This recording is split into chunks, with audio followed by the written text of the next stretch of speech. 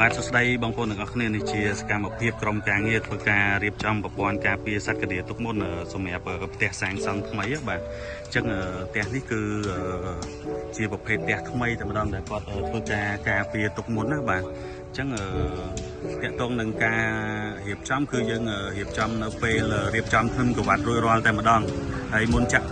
បេតុងផ្ទៃបាតគឺយើងអាចរៀបចំបានណាបាទអញ្ចឹងនេះជាប្រព័ន្ធទយោដែលយើងបានធ្វើការរៀបចំជូនគាត់គឺនៅគ្រប់ធ្នឹមអមសងខាងធ្នឹមក្នុងផ្ទះទាំងមូលតែម្ដងហើយបន្ទាប់ពីយើងរៀបចំហើយគឺយើងធ្វើការបាញ់ថ្នាំអញ្ចឹងនេះជា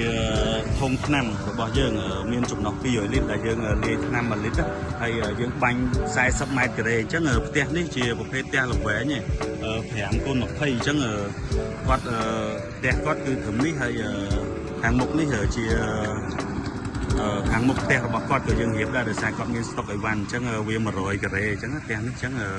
យើងធ្វើការបាញ់ថ្នាំចំនួន3ដបបាទគឺវាឡើង120ការ៉េបាទអញ្ចឹងណាបាទអញ្ចឹងយើងបាញ់ទៅតាមចំនួនទោះលើសខ្វះតិចតួចអី